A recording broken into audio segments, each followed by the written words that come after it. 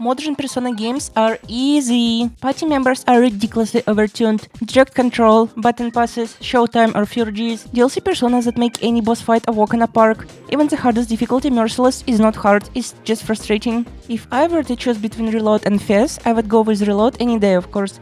But on the other hand, Fez was the only Persona game where I actually experienced difficulty with both normal enemies and bosses. So today I will try to replicate the old Fez feel in Reload by beating the game with party members being controlled by AI.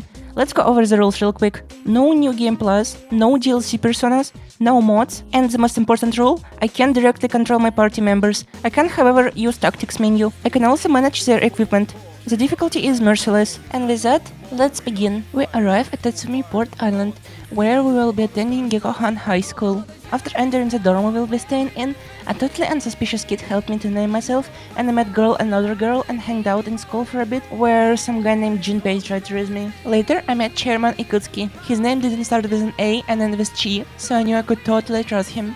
I got sucked into the Velvet Room, met the long-nosed dude and Elizabeth. On 4-9 we had our first fight. Yukari gave me a Naginata called Short Sword, and we headed to the rooftop.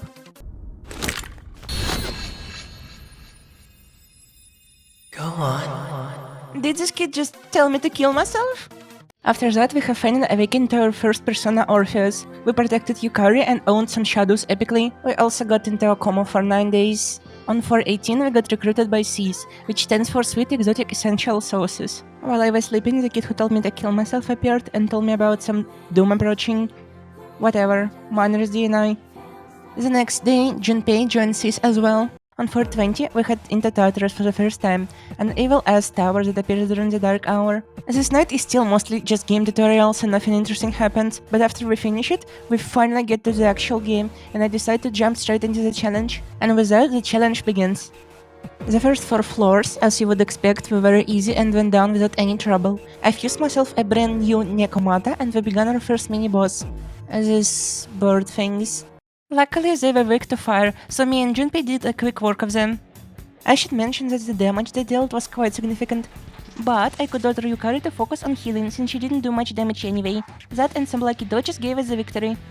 A floor later, Mitsuru teaches us about shifting, which is basically a button pass from Persona 5. But guess what? Our party members are way too dumb to actually do that, so while I can button pass to them, they won't ever do the same. Honestly, it's fine. Button pass was still broken in Royal either way, so don't mind some more challenge. I sure hope this doesn't come back to bite me in the future. Back to the present though. We made it to the second gatekeeper. I got myself an Amoikana, which lowered the boss's defense and allowed Yukari to do some extra damage, while Junpei was smart enough to knock down the minions.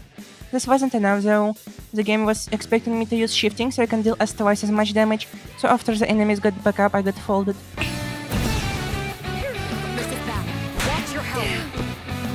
On the second attempt, I got a little luckier and didn't get focused so much. Just like that, we defeated a shifting boss tutorial without shifting. This, however, won't be the last time we disappoint the game by not doing what it expects us to do. The enemy's attacks are growing stronger. If you're being overwhelmed by the enemy's assault, if you're guarding, then even if your weakness is struck, you can try and make use of... That's right, guarding is a no-go as well. We can't tell our party members to guard, so this battle became much harder than it needed to be. You see, the boss kept hitting Junpei's weakness with Magaru, which allowed him to attack twice. That equals to us losing at least one party member on the boss's turn. Besides that, the boss also resists physical and wind, which means the MC is the only one who can deal any real damage. After dying over and over, I decided to reload an earlier save and fuse myself a better persona. The next attempt, I got 3 dodges in a row from the protag. After that, I opted to use Zio instead of Allowed to make him dizzy. Except I shocked him, which is basically the same. Yukari even revived Junpei, so all of us got the XP. I rushed the next few floors since I didn't have any SP at all. I got to the blocked area, got the old document and returned home. Something tells me I need to farm some more before I'm ready to take on the next boss, so I'll go to Tartarus at least one more time this month. For now though, I get to enjoy my student life and make some friends. I started social link with Kenji, who really wants to be like Joker, drug team, old couple, another gamer girl like me, and team manager Yuko. Mitsuru asked me to join student council and I couldn't say no. couldn't even let me be an anarchist. Shake my head. I would work on my social links during the day and work as a waitress at the cafe at the evening to get some money and write my stats. You should really prioritize school social links, since they're not available during exam period. That's when you can hang out with people outside school. On 5-1, Akihiko asked Junpei to bring something to the hospital, so me and Yukari decided to hop along. At the hospital though, I mean this hobo-looking gadget. Oh, yes please? Sadly, he departed quickly. But I will be waiting for the next time we meet. Soon after, I got myself the best gear available and ventured into Tartarus once more. After farming to level 10, I fused myself Valkyrie. She doesn't have any amazing attacks, but her ice resistance will come in very handy pretty soon. Back in the normal world, I sadly finally joined the authoritarian student council and played with little girl. I would press this button for the meme, but my heart won't let me. When I went to sleep, the annoying miner returned and told me something ominous will happen in a week. I need a new door lock. On 5-9, a full moon, a big shadow takes control of a monorail. Our team quickly assembles and goes to the tracks to defeat it. Feeling no pressure but appears in the media. Better stop treating small or media. I'm extra large, baby, taking premium. Bound that tongue, you believe in me. Yeah, I'ma lay it down, grabbing that crown. Laying dollars on the ground, double up now. 65 What even?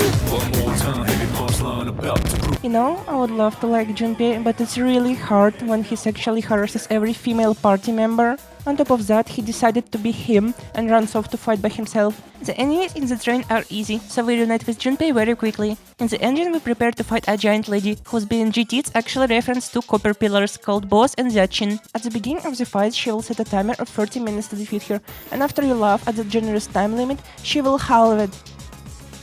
And then halve it again. This boss fight requires you to spend as much time as possible attacking the boss. If you choose to play safe, heal and buff, you probably won't be able to defeat her in time on Merciless. Remember when I talked earlier about Valkyrie's ice resistance? Here it helps tremendously with Priestess ice attacks. After Priestess loses about 30% of her HP, she will summon 2 minions. One of them is weak to Junpei's Slash, while the other one is weak to Yukari's Pierce. Except I can't make them target specific enemy. Fortunately, I have both Slash and Pierce, so I did the job myself. As usual.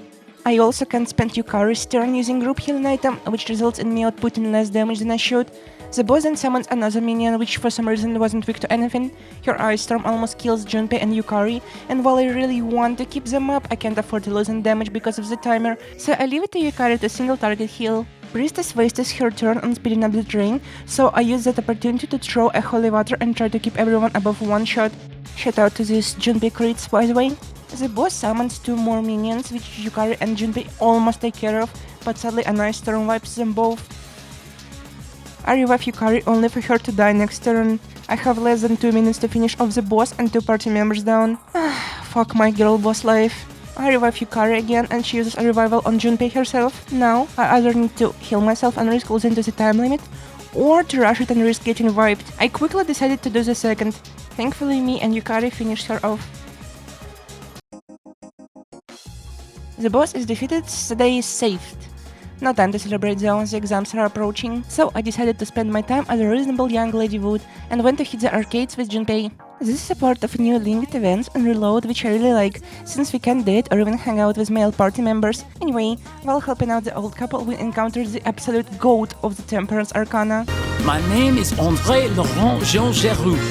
My, what a classy young man. Finally, I decided to put my time into studying with my friends. Have you ever read the famous dystopian science fiction novel 1984? Oh, you haven't? That's a shame, but oh well! After that enlightening event, I aced my exams without even googling them. Damn, I'm so smart and humble. Akihiko finally recovered, so without hesitation, all of us jumped into Tartarus. Akihiko was probably the most versatile party member in the original game. He could heal, use both physical and magic, debuff and tank. In Reload though, his role has changed tremendously. Something a lot of people don't know is that different stat buffs like Tarakaja or Sukukaja affect him 25% more, which makes his damage output better. Besides that, he also gets Electro Boost and AMP. He's a very strong addition to our party now. The bosses on this block are a joke. The first fight is 3 birds, 2 are weak to wind and 1 to ice, which you can easily hit, and the damage dealt was laughable. 1 heal from Yukari basically cancels it out. Next 2 fights were back to back, but they were still very easy. First encounter is weak to Zio and ice. Just a couple of all-out attacks and the job is done. Second encounter has 2 enemies weak to Zeo and a cube who got critted to death. Even this mini-boss caused me more trouble than both of the gatekeepers combined. But oh boy, I was not prepared for what comes next. The last boss of this block was completely ridiculous. Unlike the other ones, it has no weakness and struck like a truck. This stone really could actively target our weaknesses, and since this is merciless difficulty, without a damage buff, it's a wipe. I could swap to a persona with weakness to darkness or bless and this title wouldn't knock me. But my party members can't even guard, so if they're hit, they're going down. Unless I use a Tarunda, which makes it possible to live past 1 attack. But remember that the statue gets 1 more, so if you attack twice in a row, say goodbye. Even if the crits happened and we could go for all out, we wouldn't deal much damage without defense down to the enemy. But I'm the only one with a brain big enough to use buffs or debuffs. So I either lower the boss's defense and get wiped, or lower boss's attacks and deal no damage. After several attempts with different approaches, I decided to come back later. I need to get some better equipment and personas. As soon as I got back to the normal world, I get myself the best equipment available and some shoes. After that, I continued working on my social links and my social stats. Another important theme for this game is raising your academics as often as possible. For some idiotic reason, it takes more time to get your academics from 5 to 6 than from 1 to 5. Like, why? On 525, the funny and trustworthy chairman gave me the access to the garden, so let's grab some great vegetables. I started Baby Social Link, which is a better temperance than Kawakami, and I won't be arguing. We got through a linked event with Akihiko where he promised to feed us some food, but instead almost got us arrested. The miner shows up again and interrupts my sleep. Great. We go through that scene. More like stupid. And the entire plot around ghosts begins. We learn about some girls in our school getting sick because of school ghosts or something. Yukari forces us to go to a local ghetto to investigate the case, where something very bad would happen to us if not for... I'm just, never mind. I totally ruined my chances, didn't I? I decided to take out my anger on the Tartarus boss. I fused myself with Toshin and got a massive boost from the Chariot Arcana. This time, I decided to play as safe as possible. I debuff boss's attack, keep everyone on full assault, and take the role of a healer myself. We deal pitiful damage, but at least no one dies. Slowly but surely we chip away from the boss's HP until he debuffs defense for the entire party. I pretty much thought it was over, so I debuffed boss's defense myself, and then Junpei followed up with a juicy crit and allowed. Soon after we finally finished it off, and just like that this block of Tartarus has been completed. In school, Mitsuru learns that the bullied girl Fuka was locked in the gym and then disappeared. We realize that she's been trapped in Tartarus, so we quickly initiate a rescue mission and sneak into the school late at night. So, we're searching the faculty office, huh? Hey, maybe we'll find some test questions. Maybe I should go to the faculty office too. It sounds interesting. After sneaking into the gym, we find and save Fuka, but on our way back, 2 big shadows attack us. Fuka awakens to her persona and trivializes the fight. It is extremely easy and I don't even think you can lose. Another full moon, another success. Fuka joins Sis and the chairman gives us some awesome drip.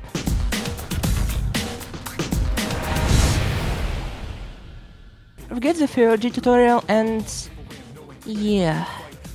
Here I am forced to use Yukari manually. I can't do anything but attack, heal and use Feroji. So... I guess no? You can't beat Persona 3 Reload with AA party members. Blah blah blah. I know if you watched this far you want me to continue, so let's pretend this doesn't count. Back in the real world, I went on a date with Elizabeth. She's probably my favorite Velvet Room attendant. Back at the dorm, Mitsuru showed us around. We unlocked cooking, watching TV, reading and gardening with our party members. All of those things either affect our stats or give us items. And if you hang out 3 times with the same party member, they unlock a new unique buff. We also started Fortune Social Link. On 622, it seems that we're not the only group of people that acts during the dark hour. A week later, I go into Tartarus to get stronger before the next full moon. Not only Mitsuru joins our team, but Fuka takes the role of a navigator. Let's talk about this too. In the original game, Mitsuru was hands down the biggest damage dealer with very strong ice attacks. In real life though, magic sucks. Physical attacks are busted, and not using them over spells is just a bad decision. Besides, Mitsuru's role is now to inflict ailments on the enemies. And the elements suck. Almost all bosses and mini-bosses are completely immune to those, which makes Mitsuru nearly useless, so she will stay as backup for now. However, Fuka... Before Reload, Fuka was the most useless party member in the entire series. She won't give you any buffs and tell you very vague and nearly useless info. But in this game, she's the most broken party member. Fuka can buff your stats, charge and focus, heal your HP and SP, scan enemies for weaknesses, and make you invisible for the floor. Here comes an important question. Is this allowed? We are banned from directly using our party members, but Fuka isn't in a party, technically. She literally can't do anything herself, you have to use her abilities manually. On the other hand, isn't it still kinda direct control? I held the vote to decide if I should use Fuka or completely say no to her abilities and, so I decided on this. I'm allowed to use her Feurgy during boss battles, I'm also allowed to scan boss enemies, everything else such as jamming and pre-fight buffs are not allowed. Okay, let's get back to Tartarus. At first I was afraid my party members wouldn't use Feurgys, but it seems they will only use it on gatekeepers and bosses. This is not ideal, but better than nothing. Speaking of bosses, the first gatekeeper had 2 minions that would buff him, meanwhile the boss himself would spam multi-hit light attacks. He was also immune to all magic except dark, so I had to rely on physic attacks. This boss hit pretty hard and I even had to use some revives, but my party was strong enough to endure. Incredible Junpei crit and the battle was over. The second fight was a little harder. 2 steel Gigases would buff their attacks and use physicals, while a coach woman would distress my party. I got too confident and the Gigas did a team wipe.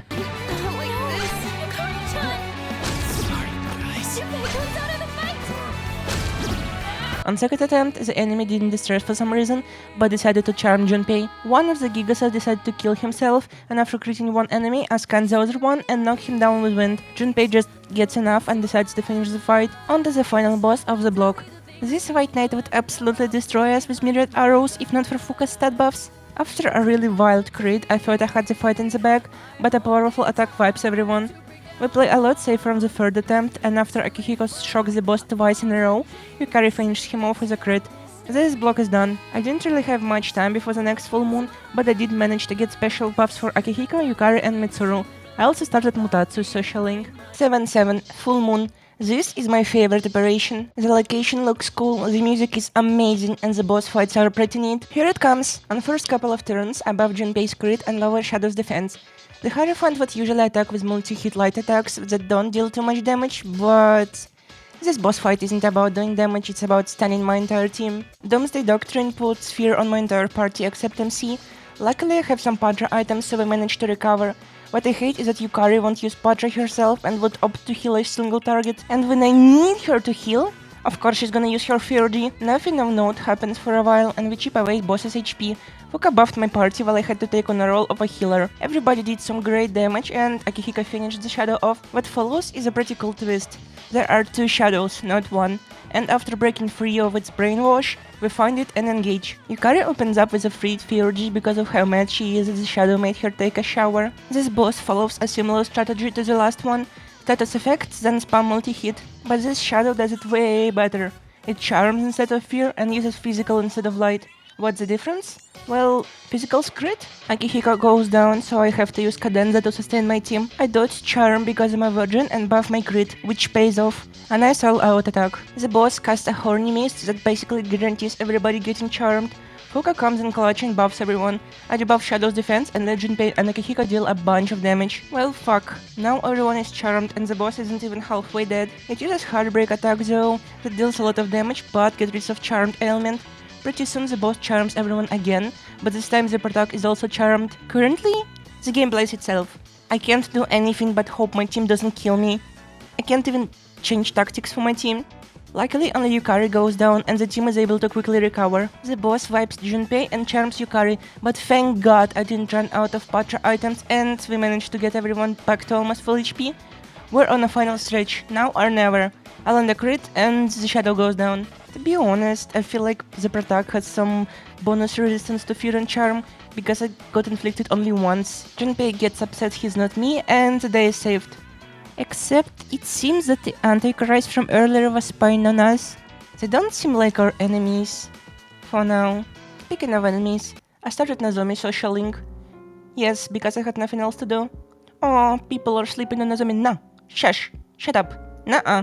2 days later, the chairman gets everyone to tell us something, but before that can happen, Yukari confronts Mitsuru about what actually happened 10 years ago, and we learn that the Tartarus exist only because of Mitsuru's grandfather. Chairman tells us that killing 12 giant Arcana shadows will erase the Dark Hour, but the damage has been done, and everyone in our team questioning their actions. Akihiko checks on Shinjiro and they almost fight. Mitsuru asks Fuka to get some information for her. Junpei is mad he's not as awesome and humble as me, and Yukari mourns her dad, who died because of the Tartarus accident. The situation in dorm was kinda awkward, but then Ikutsuki decided to send us on a vacation to Mitsuru's mansion with a private beach, so the morals get raised a little. First we have to get through exams though, so we all have a group study session. After I ace my exams once more, we get introduced to a boy named Ken. He will be living with us until school starts again. We also unlock Antique Shop, which is the best shop in Persona series. We can get very powerful skill cards and rise our party members' Persona stats, which will be a huge help in the endgame. Time for the beach. In the evening, Mitsuru's father shows us a recording featuring Yukari's father Let's Play series. She has a mental breakdown over it and we go to comfort her. The desperate state of our party is slowly fading away. On the last day, Junpei and Akihiko try to raise up this girl, but it's honestly just sad. That information is irrelevant to me. The girl runs away from all the cringe and I have to chase her through the forest, which is like, these locations are the most random thing ever.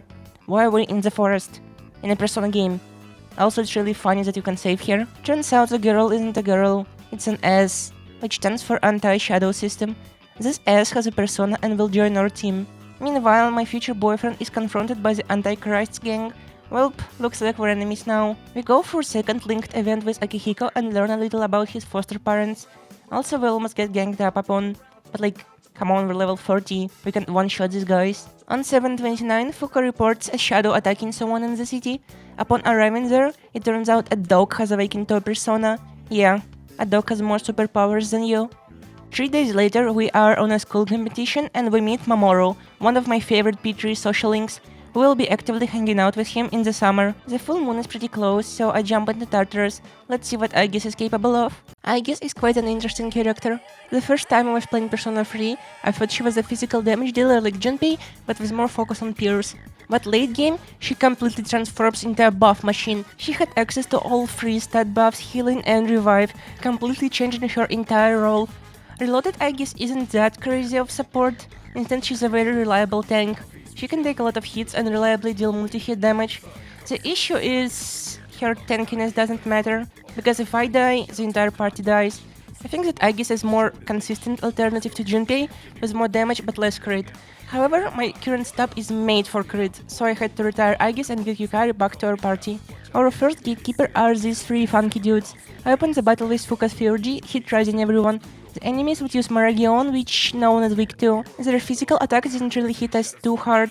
However, my entire party wasted their turns attacking them with magic, which had no effect. My newly fused Yamato no Orchi was dealing some nice ice damage, which happened to be the boss's weakness. Honestly, this fight felt like I was the only person doing anything. Regardless, the fight was going pretty easy, until the goddamn Hourglass started inflicting my party with ailment and knocked down 2 of them. Look at what my good Junpei does after that. In the end, it didn't matter, cause a Neuroslash did a team wipe. Second attempt however went perfectly, and the last enemy even killed himself. We stumble upon Monad, or Manad, I don't know, a very cool addition to Tartarus. Monad doors present us with slightly harder enemies that drop Arcana cards in shuffle time. However, it's still Persona we're talking about, so I easily beat the shadow and went on my way. The next gatekeepers had 1 enemy weak to fire and ice, 1 to wind and elec, and the third one weak to Junpei's massive crits. I used Jack Brothers Theurgy and finished off the fight. Easiest clap ever, like seriously. Before going into the next fight, I fused myself this crit monster. Look at this shit. This guy deals more damage to shadows than McDonald's to Americans' health. I also fused myself Sati in case I need some magic damage. Yeah, right. I have some good news for you. We actually finally met a difficult boss. The Minotaur would buff himself for 3 turns, while the book guy would debuff my party. I used Fuka's Theurgy to hit rise every... Dude. Fuck my Changos with large for ice life. Alright, whatever. Let's curse this idiot to death then.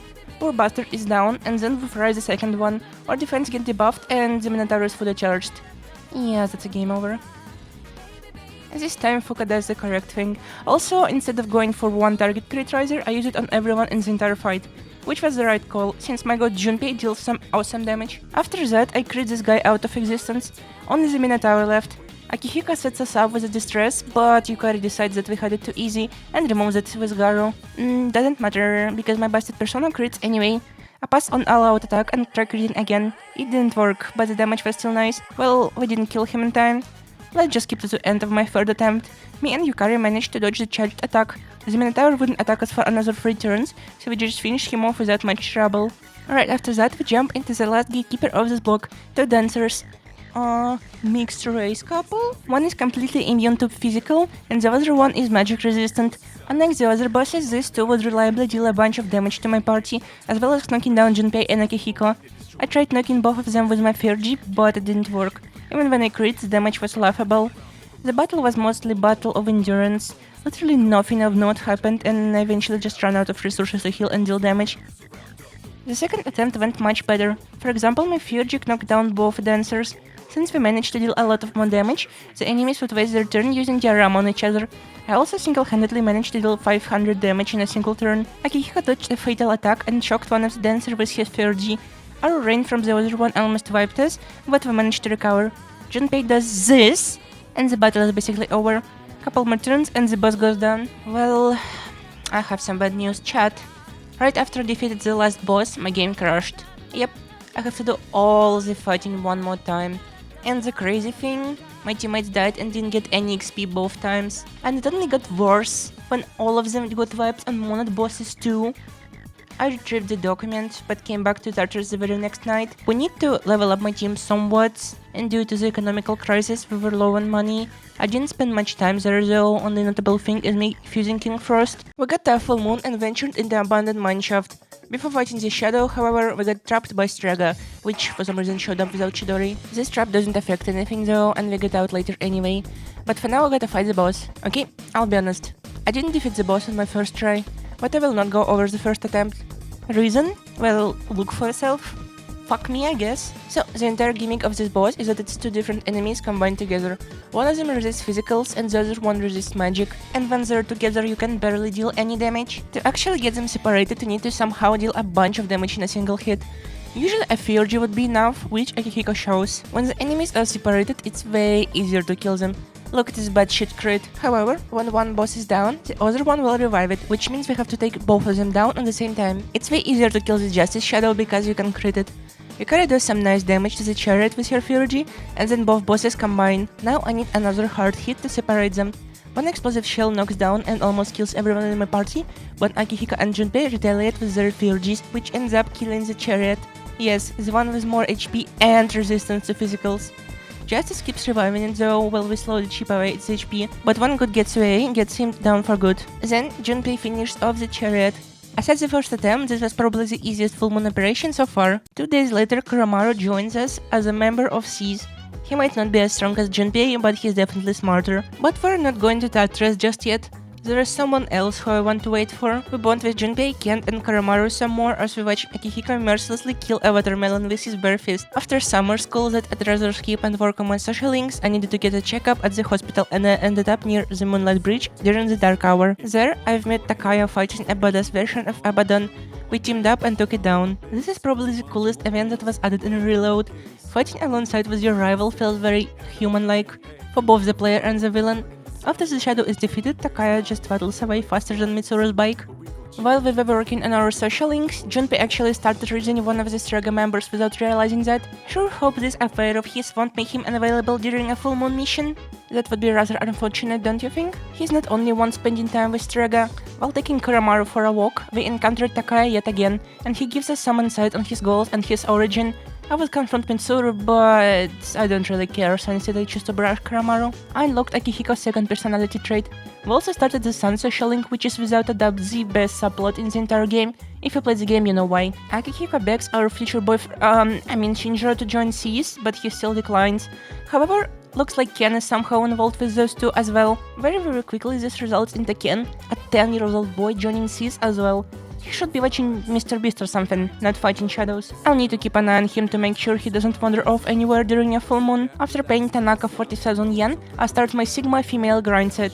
best investment of my life. We also do some more silly maxing by going out with Elizabeth again. Even though I don't plan to use Mitsuru, I get her second personality buff. I am forced to watch as nerd Junpei tells Shidori that, self-harm is bad actually. Yeah, shut up. God forbid a woman does something to her body. Jeez. Summer vacations are over and it turns out Aegis decides to also go to school to learn about humans.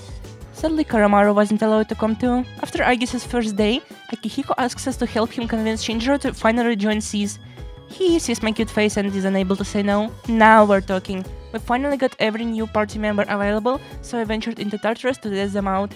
I decided to take Ken, Shinjiro and Karamaru. Karamaru had the biggest glow up compared to anyone else. In the original game, while he did still have fire magic and physicals, he was nowhere close as useful. In FES, dark and light magic were insta-kills exclusively, which means all Tartarus bosses and full moon bosses were completely immune to it. Despite that, Karamaru still had some use due to his big agility and nice elemental coverage.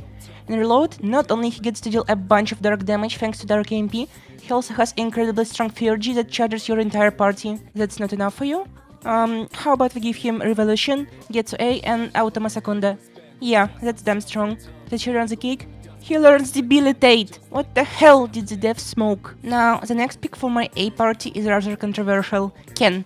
And to understand Ken, we need to understand Yukari. Yukari is a support-based character. She has party heal, cleanse and good magic wind damage. That's all. The most common argument in use of Yukari is that she will never run out of speed thanks to her reduced healing spells prices, which is, yes, insanely good, but does it matter if she doesn't do anything else? Yeah, you can make her spam Media Rahan every turn, but that basically turns a party member into a regeneration passive. Now here comes Ken. Not only he has two types of magic, he also has Tetra and Mara cards, physical skills and Hit Riser. Yeah, Ken is very expensive on SP, but that lets him charge his Fear-G, which is a lot better than Yukari's, extremely fast. In long run, Ken will run out of SP eventually, but it literally doesn't matter on bosses because you start fighting with full HP and SP anyway. When running Yukari, I never had a use for her outside healing, but Ken has so much utility, it's just a bad idea keeping him on support. With that, we reach the first gatekeeper of this block. Before jumping into it, I fuse myself Black Frost and unlock King and I Fear-G. I can finally deal good multi-hit damage. The gatekeeper fight is very straightforward. Two hands minions buff the magician guy while he does damage and casts status effects. I had to waste my turn to get rid of poison. After that, Karamaru deals massive damage thanks to the hand guys being weak to dark. One of the hands debuffs her attack, but Shinjiro doesn't care and still does a lot of damage. The magician uses Maragion, which knocks me down and almost kills Ken. Black Frost, fused a moment ago, actually deals a shit ton of dark damage. Then, using my Fear-G, I finish off both minions and freeze the final enemy. Karamaru uses that opportunity to crit and do Unallowed. After that, Ken heals us to almost full HP. The boss poisons us again, but I don't wanna bother with it, so I'll just buff crit. I crit with Getsu A and the fight is over. Yeah, that was a boss.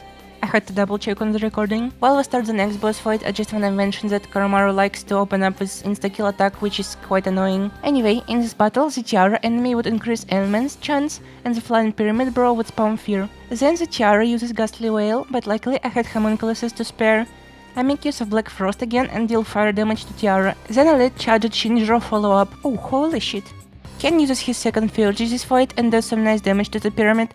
It retaliates, knocking down Ken and killing Shinjiro, which triggered his Endure. Shinjiro decided to use his Fear-G without any buffs and deals pitiful damage. I scan the enemy, he's weak to Pierce. But I don't have any Pierce myself, so I set Ken to full assault and heal the party myself. The all-out attack doesn't do much, and right after that the boss crits and kills Karamaru, who I had to revive. My Broken gets 8 crits one more time and the fight is over.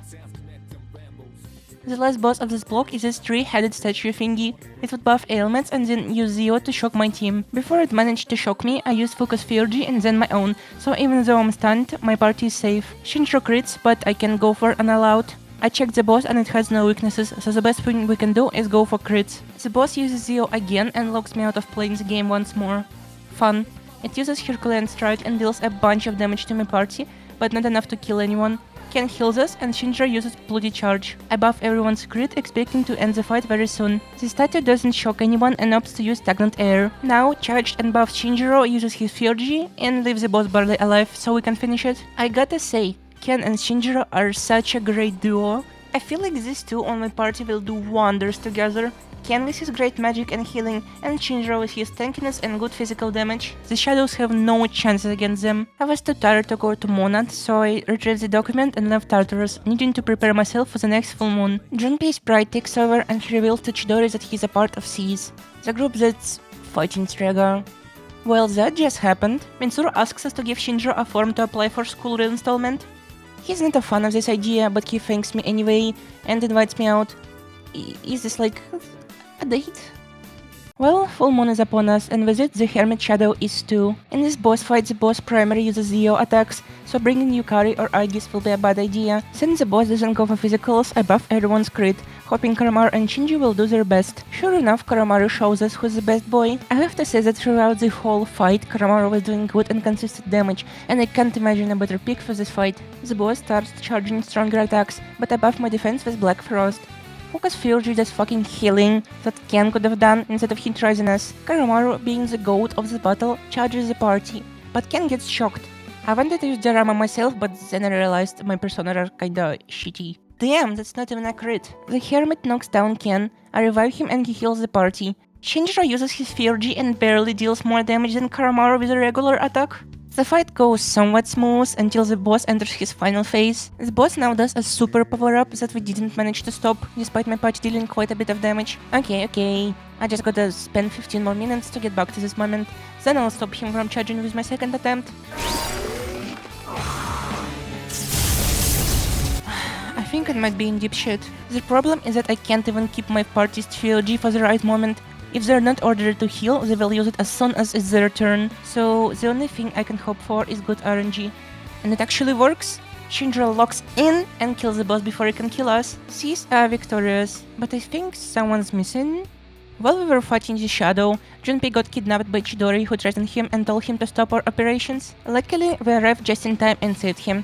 Now Chidori is our prisoner of war. Sheesh. These tracker guys can't even lay a finger on us. I think when the time comes, we will just fold them without any problems, especially with Ken and Shinjiro by my side. Those two will definitely destroy Takaya. Anyway, back to the ordinary school life. I decided to spend my time with Shinjiro and max his characteristics. I also do some linked events with Karamaru and Ken. We go on another date with my boyfriend. I fuse myself Germicala and Serio. The latter one will be a very big help in the future. We have confronted Shinjiro about him not going to school. He revealed that he's probably gonna die soon because of persona drugs. We still have time though, I'm sure we'll find a way to cure him. He also basically confesses his love to me. A girl couldn't be happier. During a typhoon, Takaya meets with us once more. He threatens to have no mercy if we continue killing shadows. Meh, I'm pretty strong. I'm sure my party can just steamroll Takaya without any problems. We also max out some of our social links. Hermit, Hanged Man, Magician and Chariot. I max out Ken's and Shinjiro's passive abilities. After that's done, we jump into Tartarus, since a new full moon will be upon us pretty soon. I think it's time to talk about two final party members. Those guys are no doubt the strongest ones, with insane damage output. Yeah, they might not be the best in terms of utility or support, but their sheer damage capability makes it up for them. Shinjiro is extremely strong. He has no weaknesses. Bloody Charge, which is a combo of regular charge and rebellion, and all types of physical damage. He has good endurance and agility as well, as if his strength wasn't enough. Despite all that, I'm still gonna stick with Junpei. I believe that in terms of damage, Junpei is the best pick. If you set him up correctly, he will crit after crit after crit. And when he crits, he feels his Fury, which when combined with Koromaru's Fury one-shots everything. Big disadvantage of Junpei is his super weak magic, which means his fire damage is basically worthless. But as I said, if you got Koromaru, that will be covered. I also fused enough personas to unlock my own characteristic, bonus damage to weaknesses, which is pretty much useless since bosses don't have weaknesses in 90% of cases. Either way, we got our first Tartarus boss. Anura slash confuses our entire party, but that's not all. Another one kills Ken and Akihiko, leaving Junpei and low HP. Both of them got revived, but we dealt literally no damage to the enemies and their attack got buffed. A massive problem with Akihiko is that, if he sits turn before Ken's, he usually goes for Diorama, which is worthless. Single target buff and healing are always not worth using, and Akihiko loves to go for them. He will also never use his debuffs, so I think sticking with him for so long was a mistake on my part. I had to use a beat chain so Ken can come and clutch with Dikaja, only for the bosses to get attack buffed right after. Akihiko's down and Ken is feared. I use Focus Fury to hit rise everyone. Remember when I said Seru will be super useful?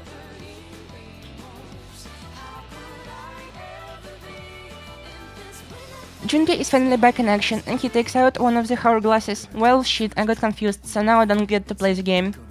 Junpei, however, takes out the second hourglass, which makes it a little safer. Then he crits the statue and finishes it off with his Fear-G.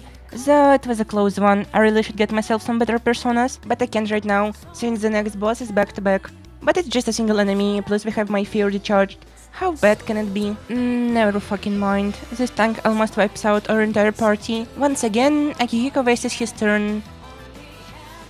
I opt to use Cadenza to heal up and buff our evasion. Tank hit rises itself, but it's fine, Ken got Dikaja. I played safe and get a Tetrakarn in case the boss decides to one-shot me.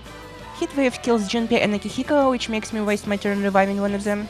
I was hoping Ken would do the same, but he goes for a weak-ass light attack despite being told to heal. AI in this game is just so frustrating from time to time. I set up another Tetrakarn, but this time Ken doesn't use Dikaja and goes for a barely useful Fear-G. It's fine, my Tetrakarn protected me, but I need to lecture Ken to not do this shit anymore. He finally uses it, but the boss still kills Akihiko. I would love for Ken to revive Junpei, but he goes for an attack again. With Akihiko wastes his turn on healing himself. Both of them are useless this fight, and my god Junpei is down. Heatwave hits, and it's over. I was pretty sure I just needed to get lucky, so I didn't swap Ken or Akihiko yet. This time I went for King and Fear-G and deal some N-Ice damage. This boss is actually weak to wind, but I'm a dumbass, so I don't have a persona covering that element. Another Heatwave hits the towers and wipes out everyone except me because Ken by codes using Dikaja. This is when I decided to cheese this fight. I kept spamming Tetrakarn and lowering boss's defense, so he does a bunch of damage to himself. I almost ran out of SP, but the tank killed itself before that happened. Once again I got all the XP for myself, which will soon catch up to me and culminate into something. The next gatekeeper is a giant asshole. He loves to spam light insta-kill attacks, which even kills Ken who resists them. He has no weaknesses and literally just spams hammer-ons. One of them kills me, so I decided it's time to cheese again. I literally just equip a persona with repel light and spam normal attack until the boss dies. Why does this enemy even exist? Ridiculous. And once again, my team falls behind on level. There are just 2 bosses left. First one is this clone-looking fella and 2 hand minions. Clown guy uses strong physical attacks, but it's not even the real issue. The real issue is the hand minions, which inflict poison or distress. Both are pretty shitty, but distress is a guaranteed one-shot. Looking at my teammates' level, I realized this isn't gonna work. I'm against excessive grinding in this challenge, so I decided to swap out Junpei for Shinjiro. He has a higher level and stronger endurance. This attempt I played it safe and got rid of distress. I use King and Fear-G, which not only hits weaknesses, but also freezes one of the hands. I button pass to Shinjiro who crits it, but unfortunately he doesn't crit the third enemy, so we can't do an all-out attack. Akihiko uses his Fear-G and does some nice damage as well, followed by Shinjiro who doesn't do much. Cause he uses Bloody Charge fucking randomly it seems. I made a huge mistake with going for damage instead of curing distress. This mistake led to us getting wiped with one attack. This is almost the moment the game actually got hard. I had to have a bunch of specific persona skills and resistances because of how dumb the party AI is. Maybe you didn't notice, but no one up to this point has ever used any buffs or debuffs, which makes my life a big pain. Ken also never used Tetrakarns or Marakarns, which kinda makes me worried that Karamaru isn't gonna use Debilitate, but we'll have to see. It almost feels like playing the game without party members would be easier at this point. Enough of my yapping.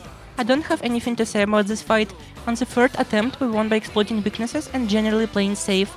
At least this time my party got some XP. Ken and Shinjiro are definitely going on my front lines this full moon. The last boss is this castle guy. He is not immune to physicals, so critting him to death is the way to go. This was the last fight of Tartarus, so of course Fuka decided to give us some SP instead of hit rising. I'm so tired of her fucking up. The castle uses concentrate, so I should probably play it safe. I throw a magic mirror on Shinjiro since he is charged and should do significant damage next turn. I guess this forever will be a lesson about why you should be selfish. The following attempt I swept to a Seiryu, who nulls ice, then I use Mataronda to weaken the boss. It works very well and only Akihiko goes down. I bring him back and Ken heals us. Next attack is dodged by Akihiko, so the boss doesn't get one more. This time Fuka hit rises us, so the fight is going much smoother. Charged Shinjiro does decent damage but unfortunately doesn't crit. But I do. Akihiko finishes the shadow off and we are done with this block. I grab the document and leave Tartarus. Well, it's time to talk about what is possibly the hardest battle of this challenge. Full moon comes, but Shinjiro and Ken are gone. We can't use them during the operation. Alright, it's fine. I got Akihiko, who's somewhat good on level, Junpei and Karamaru, right? It shouldn't be a problem. Oh, it was very much a problem. Just like Justice and Chariot, this boss fight is against two shadows at once, but one of them can't be damaged until the other one is down. Alright, fine. I always focus on one target anyway, but that target? It takes basically no damage from physicals. Akihiko is not a good magic user at this point in the game, and Junpei is entirely physical based. Karamaru is still a decent pick, however, but his damage output isn't enough. On top of that, if I have to take the role of the healer, I will miss out on so much utility like stat buffs, stat recurrence, items, and overall flexibility of a wild card. I'm not gonna sugarcoat it. We got absolutely destroyed. I tried running Aegis because of her strong in endurance and Yukari for healing, but they both were levels behind us. Mitsuru is even weaker. I had to reload to a day before the boss fight so I could do some Tartarus and level up Mitsuru and Yukari. Unfortunately, I don't think I have any chances of defeating full moon bosses with the setup I've got right now. Even when I used the clock to make Mitsuru catch up, she was still pretty underleveled. I decided that Yukari and Akihiko are good enough for the fight, so I focused on leveling Mitsuru. We would fight the elite enemies, which happened to be weak to ice, but Mitsuru's ice damage was so weak, and all-out attacks with just two party members did no damage, so the only thing I could do is just spam ice. Over and over again. This grind still comes to my nightmares. I spent at least half an hour spamming Buffalo button until I got ice boost for Mitsuru. She's still whole 9 levels behind, but I'm not grudging any more shadows. Instead I crafted myself this silly lizard or whatever persona. Look at him, he's so funny. I mean, he has pretty good magic skills and stats, so now I have a way to deal some nice damage. Now I'll actually explain strategy for this fight. Stranger can resist all physicals, while it usually opts to use Rebellion and multi-hit physical attacks. Fortune, meanwhile, isn't really a support, rather a condition. It can buff, debuff, damage and charge everyone in this fight. It's not really that bad, because I can just use Dikara or Dikunda. However, when the Fortune rolls this, my party barely survives, and if not the XP farm we did for Mitsuru and Yukari, they would already be down. As long as I keep my stats in check, my party should generally survive strange attacks. Also, sometimes Fortune goes for Garudine attacks, but thankfully Yukari resists them and no one else is weak to it. Fortune buffs magic attacks for everyone, so me and the other girls deal a bunch of damage to strength. Once it goes down, it's time to fight Fortune. It has two weaknesses. One of those is physical, so abusing crits is back on menu. I charge and prepare to royally fuck the boss, while Akihiko knocks it down and gives us an all-out. Fortune rolls magic buff again, but this time it's pretty bad because it drains everything except Zio. Fuka hit rises us, and my charge and hit rise attack deals an actual shit ton of damage. I pass on the all-out and trigger Fortune's final attack. Oh, no, don't kill us, please! Huh? Nothing? Bro, this boss is such a loser. No one is dying tonight, idiot. Despite all the difficulties we faced recently, our team is at its strongest. I'm also finally able to spend time with Shinjiro, love of my teenage life. I think that I'm really excited for our future. Whatever might come, I'll always have him by my side. I'll make you remember what you did to her. I'm gonna kill you! What? Ken wants to kill Shinjiro? Before that can happen, Takaya appears and shoots my boyfriend. His bullet triggered Shinjiro's Endure. Takaya was about to shoot Ken too, who doesn't have Endure, but Shinjiro body blocks him. Our team arrives and Takaya runs away like a loser, while we look at dying Shinjiro. Akihiko, you moron. You have diorama. Please just use it. Ken, you had Tetrakarn too. Shinjiro is dead. There's no way to bring him back, no way to save him. Everyone is handling this loss differently. Due to his emotions, Akihiko evolves his persona. The next day, Akihiko confronts Ken, which makes him evolve his persona as well. And I just wanna say that Ken's second Fury is by far the strongest one. It's a party-wide revive, salvation, and both Tetra and Mara cards in one ability. It's ridiculous. I wasn't really in the mood for Tatras, so I mostly worked on my social links and stats, specifically academics. I aced my exams and got some stat instances. Those should be used on your party members since they add up a lot. Fuka concludes her non-existent arc and evolves her persona as well, which makes her Furies better. She can charge and concentrate, revive and fully heal SP and HP. I maxed out Junpei's characteristic, which means now he will crit even more. Since I finally maxed out my courage, I started social link with Fuka. Full moon will come soon, and with it, the final 12th shadow. If we defeat it, the Dark Hour will disappear and we will finally beat the game. I went into Tartarus to prepare myself, but it seems Strega is also preparing to confront us. No matter, I will show no mercy to those two. Freaking boyfriend murderer. Right now we have an important decision to make. Who will be in our endgame party? I am not going to farm any more XP, so whoever I choose, I will stick with. Ken is my first choice, since he's caught up on levels and has consistently proven to be extremely useful in combat.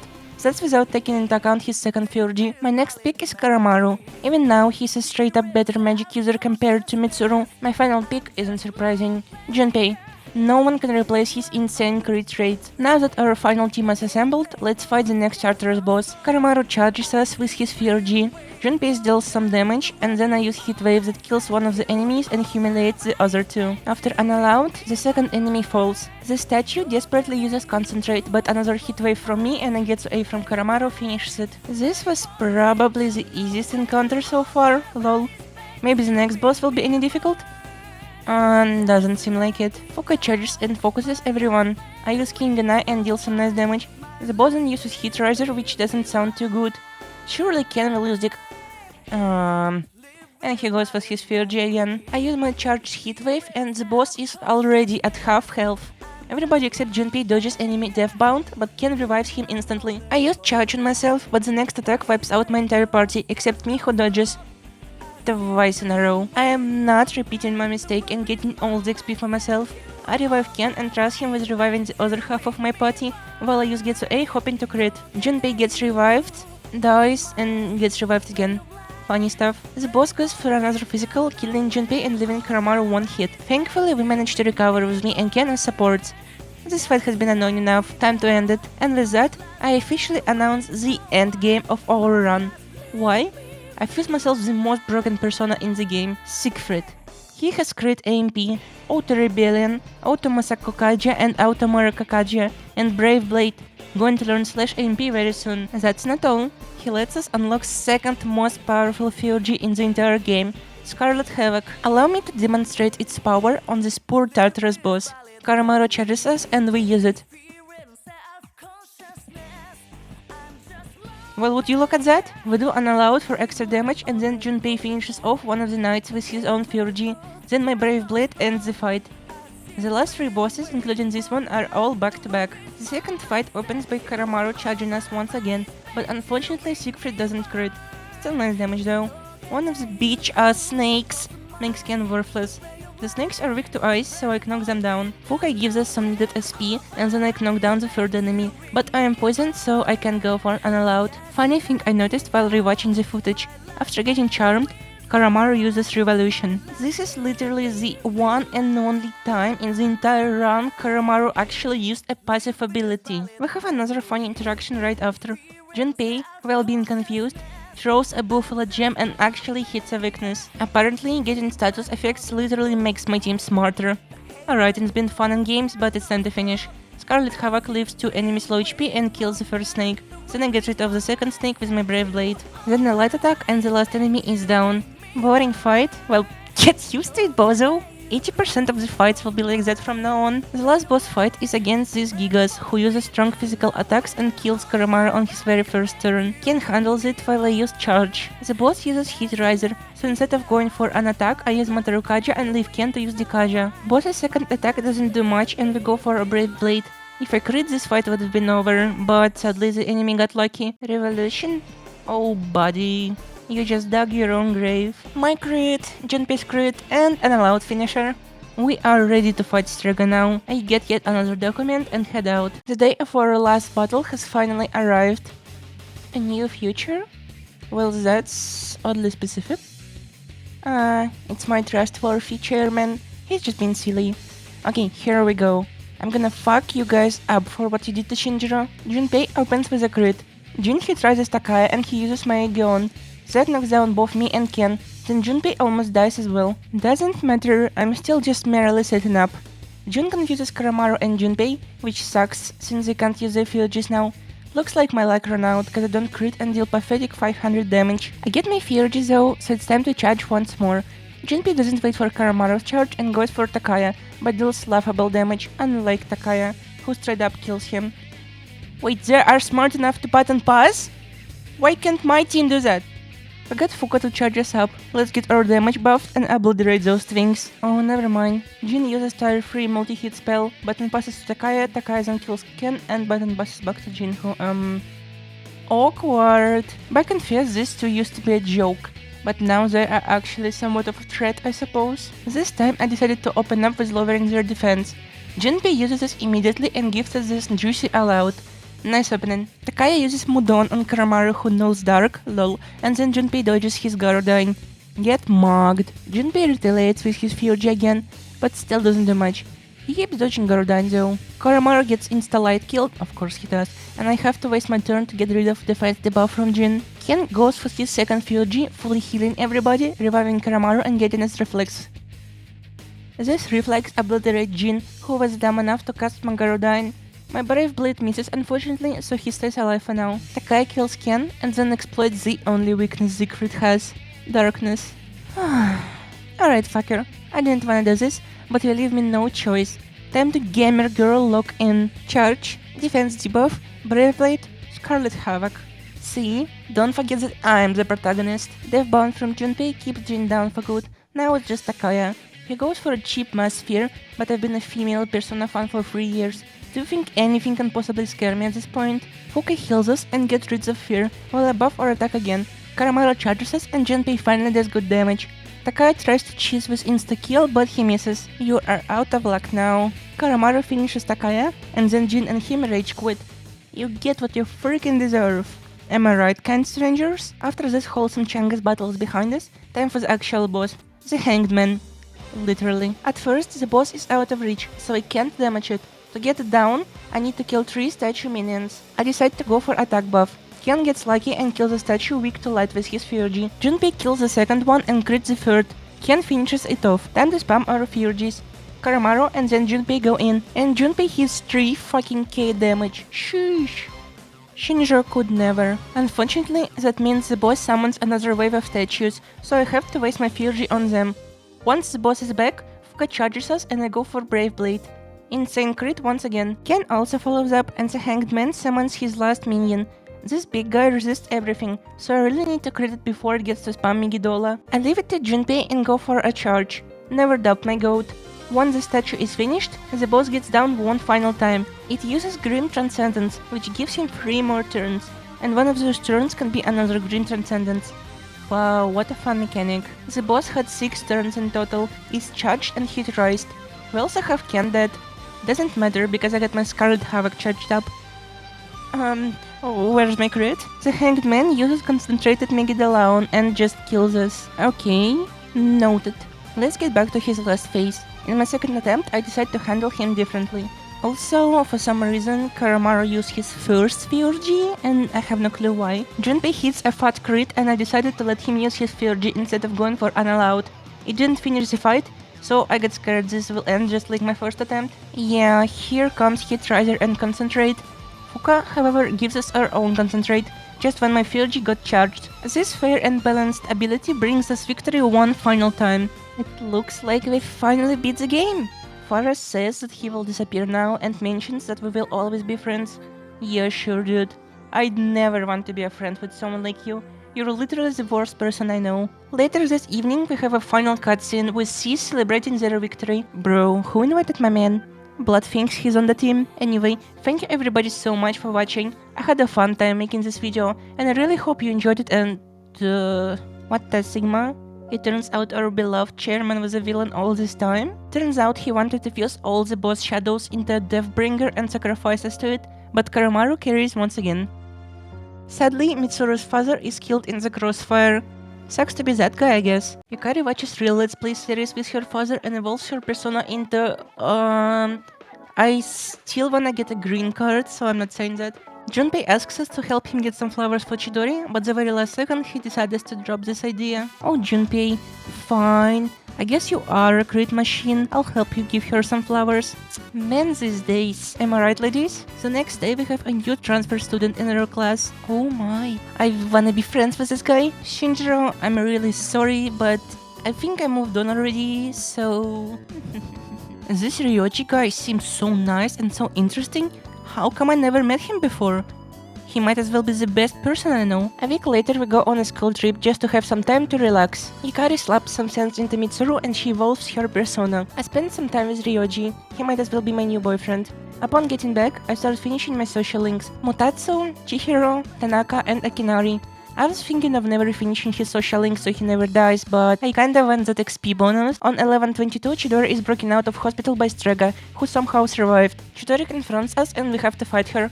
However, the fight is scripted, so I won't be going over it. Once Chidori calms down, Takaya shows up and kills Junpei. Can you stop killing my party members? But Chidori sacrifices her own life to revive Junpei. He gets so angry at her murderer, he knocks down a guy who repels fire with fire attack and fuses his persona with Chidori's. This, by the way, means that he canonically has the strongest persona out of the entire cast, aside from me. Strega runs away and Chidori gets hospitalized, but another life is taken. While Junpei deals with this loss, I max out my Riz, which means I can finally start Yukari's social link. I also max out Yuko, and soon after I get my academics to max as well. Soon, with our help, Junpei is snapped out of his depression and we're back to exploring Tartarus. I will still be going over every gatekeeper, but I will keep it brief, and let me show you why. Charge, Scarlet Havoc, Karamaru, done. Charge, Attack Buff, Junpei Fury, Scarlet Havoc, done. Hit Riser, Charge, Junpei hitting 3-5 Death Bound, Karamaru Charge, Brave Blade and a finisher. This entire time I haven't gotten a single party member killed, and we just steamrolled every boss we fought. After I'm out of Tartarus, I max out Baby and Onigiri. 12-2, a full moon. Aegis confronts Ryoji and reveals that he's a harbinger of death. Aegis tries to destroy him, but Ryoji is just too powerful and Aegis is broken. A little later, Ryoji tells us that soon, a powerful entity called Nyx will come and kill everyone. All life will be gone and there is no way to stop her. However, we could kill Ryoji and erase all of our memories about the Dark Hour and the coming finale. He gives us 1 month to decide and then disappears. Everyone is freaked out and scared, but I just simply continue my social grind. I start social links with Mitsuru and Yukari. I finish social links with the old couple, Mamoru and Keisuke. We also drop an entire local gang. I'd say they are unconscious, but I don't think these guys could survive my Brave Blade. It's time for Tartarus, and guess what? Karamaru's Charge and Scarlet Havoc destroy every boss we met. There's literally nothing noteworthy. One day before Ryoji asks for our decision, Aegis is fixed. She becomes more humane and is the last member of Cease to evolve her persona. In case you were wondering why Karamaru didn't evolve his, he had an evolved persona this whole time. Damn, what a dog. Once New Year hits, everybody is fired up. We all want to fight and defeat Nyx, so I refuse to kill Ryoji. Next time we meet, it will be at the very top of Tartarus. I finish full social link and we start Judgment. While we still have time, I finish linked events with Akihiko and Karamaru. I also start our final social link, Aegis. On one of our final days alive, Akihiko treats us to ramen. While eating, we found out that Takaya started an actual cult worshipping Nyx, and that he also intends to meet Nyx at the final day. I owned you once and I will do that again. We finished linked events with Junpei and Ken, which were the last ones available. 2 days later, it turns out that Chidori miraculously survived despite her personal drug problem. Okay, so she gets to live, but Shinjiro doesn't? Shake my head. Anyway, it's time to secure our way to the top of Tartarus, and wouldn't you believe it? The gatekeepers weren't deleted with Scarlet Havoc instantly, so let's go through them. First boss is this hourglass guy. I decided to lower its defense while Karamaru charges up. The boss uses a blast attack on Ken and doesn't do any damage. Then Ken uses his light attack on the boss and doesn't do any damage. Oh, wait, never mind. He actually finally dealt numbers? Doesn't matter, because Junpei obliterates this boss on his turn anyway. That's the first one out of 6. The next boss fight is an entire gang. 1 castle, 2 hand minions and 2 tiara minions. I was hoping for a charge or hit riser, but Fuka goes for SP regen. I concentrate. Junpei uses his Fury, but unfortunately doesn't kill anyone. But then he crits on his 1 more for a nice AoE physical. The castle buffs enemy defense. Unfortunate, but I think we can still make it. I use concentrated Maragidine, then a Primal Force to knock another enemy down. Koromaru goes in with his first Fury and barely scratches the boss. Junpei finishes off the second tiara, but then the castle summons another one. Koromaru finishes the last hand minion and Junpei erases the summoned tiara. The boss is about to summon more minions, but Ken crits and the battle is over. That's 2 out of 6. The next battle opens with Koromaru's charge. Junpei crits and goes for a Fury, which is another crit. No third one, sadly. We all get poisoned, but it shouldn't be a problem. Koromaru deals massive dark damage, killing one of the shadows. Ken crits 2 and finishes off the second shadow. Then Junpei crits and finishes the last one with his 1 more. That's 3 out of 6. Fourth one is this knight that resists slash, so I go for a concentrate instead of charge. The boss resists a bunch of elements, but I have tier 4 electric spells that it doesn't resist. Decent, but it could have been better. The enemy goes for a hit riser, which gets nullified by Ken. I concentrate again. The boss goes for a Maziodyne, but it doesn't shock anyone, and Ken heals us back to full. Fuka charges and concentrates us, so it's time to deal some havoc. Scarlet Havoc. It deals okay damage, but doesn't crit. I then swap to Vishnu and go low tier guard on the boss. 4 out of 6. Now we're fighting two pointy wheel dudes who love to spam bullshit status effects. Right after I go for a charge, one of the bosses fears everyone except Karamaru. In a normal playthrough, I just throw a Pata gem at him, but I can't do that, and Karamaru of course goes for damage spells that gets blocked. The boss goes for a Ghastly Veil, but fortunately we had some homunculuses to spare. The bosses aren't immune to strike, so I go for it hoping to crit, which unfortunately doesn't happen. The boss uses Evil Touch on the child. Isn't this skill exclusive to Minecraft YouTubers? Both Ken and Junpei go for the refugees and get one of the bosses to half HP. The enemies go for a cheap Mass Sphere and Ghastly Veil, but I had Endure and one less homunculus to spare, and then they go for it again. What a dumbass mechanic. Next attempt I almost died to Ghastly Veil again. And again. I would have died again, but only Karamaru got feared on the third time. I pull off a crit with Vishnu and go for Scarlet Havoc. I pass on Allowed and revive Karamaru instead. Then Junpei finishes the enemy off with his, second Fury.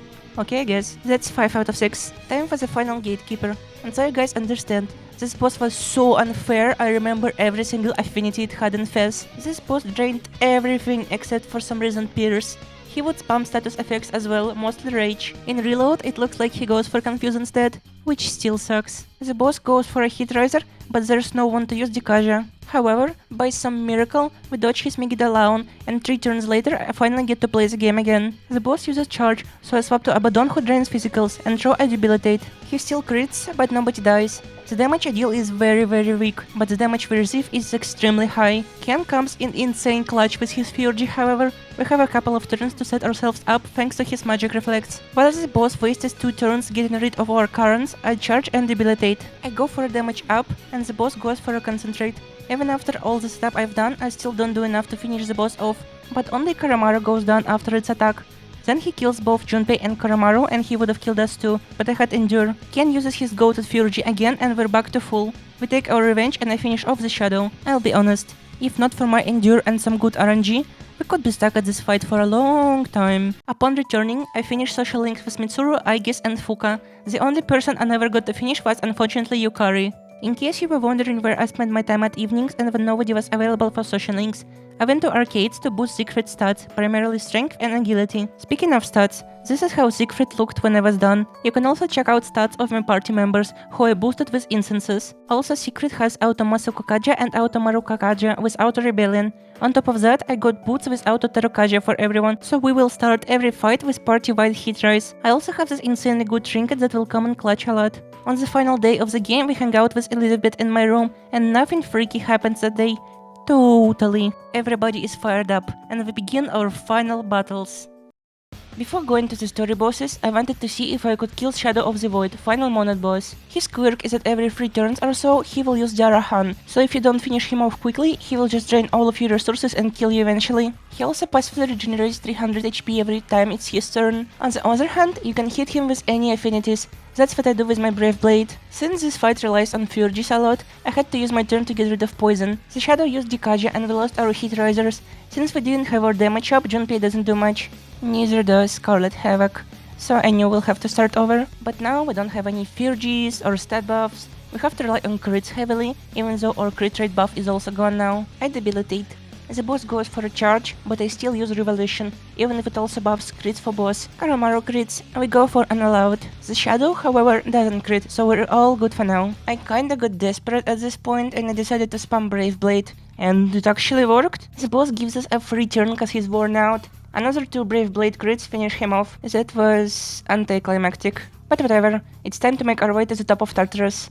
But Jin, Takai's boyfriend, blocks our way. I open with Scarlet Havoc and delete a third of his health, followed by a Debilitate. Now Jin will start focusing our weaknesses, but he only knocks down me and Junpei. I was really hoping for Karamaru to go for a charge, but he decided to use his dark damage. Still pretty decent. Jin goes for a Confuse, but I get rid of it with 1 salvation. Junpei chooses to go for his second Fury. I guess he did it since he didn't have charge. Then Ken and Karamaru send Jin into his second phase. He heals to full HP and gets a massive damage boost. I go for Scarlet Havoc again, but it doesn't do much. Even Junpei's crit does more. Oh, 2 of them. Jin goes for a Migidolaon and wipes everyone except me. Ken and Junpei gets revived. I use Debilitate, Ken brings Karamaru back, and Jin misses his final chance to win. See ya! Now for his beloved Takaya. Alright, I'm not sugarcoating it. Takaya was the hardest fight of this entire challenge, hands down. His combination of tankiness, bullshit attacks, status ailments and something special made him a very worthy opponent. I go for a Debilitate while Karamaru charges us. Takaya will always waste his first turn by casting Mudon on Karamaru who blocks it. My Scarlet Havoc does decent damage and then Junpei follows up with a crit and a FRG, but as you can see, Takaya couldn't be damaged anymore because we hit his second phase, so all of that damage went to nowhere. After that Takaya fears all of us, but thankfully Fuka comes in clutch and cures it. I charge. Once another damage threshold has been hit, Takaya completely drains my SP. Usually I would spend someone else's turn to use an SP regen item, but I can't do that. Takaya also triggers my Endure with a fun and fair insta-kill spell. Wow! If I don't have SP, I'll just go for a physical, I guess. We've hit another HP threshold, so Takaya goes for a Migidolaon that would have wiped us all if not for some RNG. Takaya then uses another SP drain, but since I never bothered regening my SP, he drains it from Junpei who doesn't even need it anyway. I raise everyone's damage and Junpei goes for a FRG, triggering Takaya's last phase. Dollar Store Jesus has his own FRG that completely destroys us.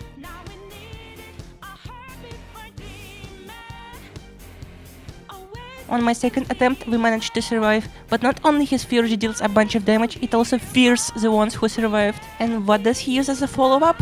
Ghastly Veil.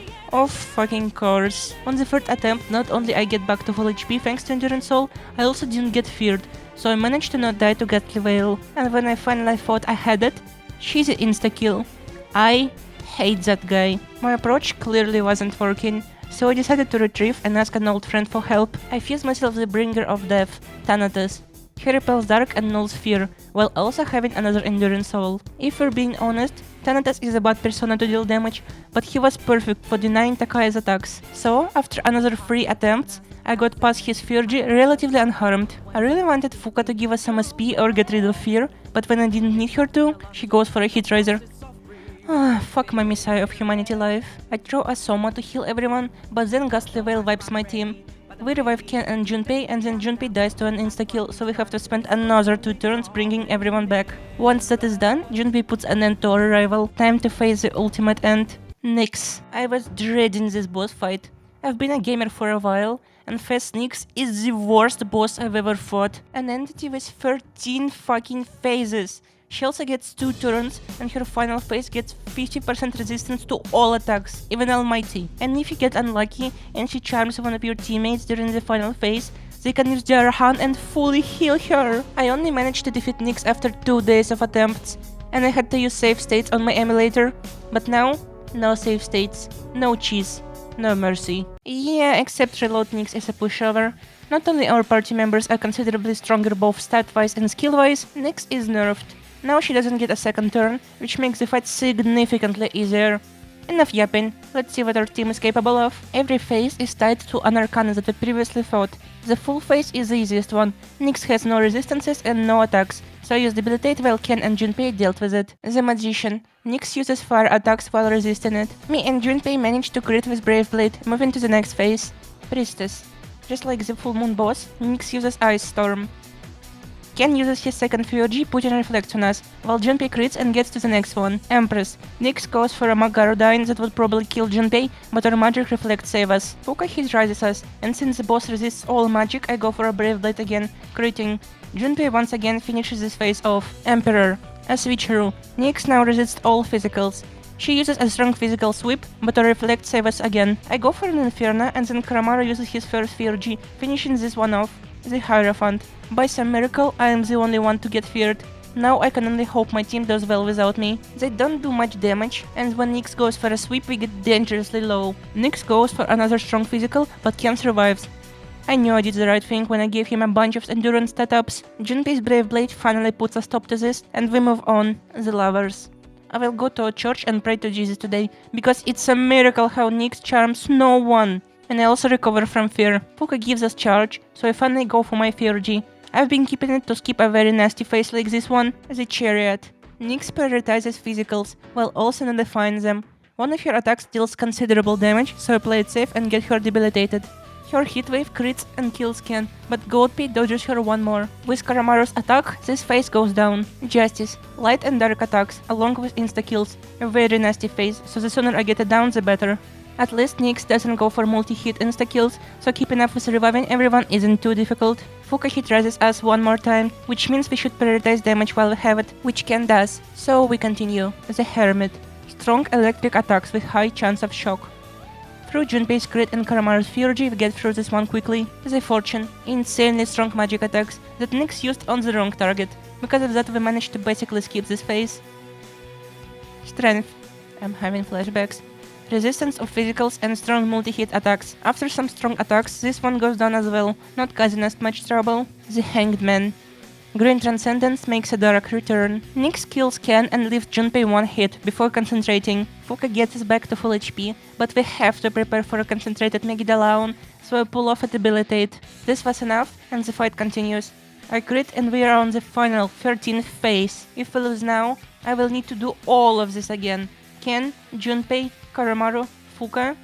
I need you guys to lock the fuck in. Death. The phase that combines all other attacks and has 4 times the HP of previous phases. Nyx's attack leaves us at low HP, but I know Ken got me covered, so I go for Scarlet Havoc. We deplete a third of her HP. Nyx goes for her special attack, Night Queen. Luckily I didn't get a status effect, or the fight would have been over at this point. A Salvation gets us back in action. This calls for another debilitate. Ken puts up Reflex, which was just in time, since Nyx goes for a Grim Transcendence, Hit Riser and Tetrakarn. Let's debilitate again. I use auto attack so Ken gets rid of Tetra, and Junpei goes for a crit. Fuka helps me to not waste a turn using Soma, and I go for a charge. Junpei and Karamaru get Nyx to low HP. It's time for a cool final Scarlet Havoc to end this. Oh, never mind. Nyx kills itself with a Terra Spark. You know, a lot of Persona players don't really know that this wasn't Nyx. This was Nyx's avatar. This is Nyx. We have no chances against this thing, unless... With Igor's help, I use the Universe Arcana to get into Nyx's core. Looks like I need to sacrifice myself to save the world. Fuck my No. Bless my beautiful Changus life.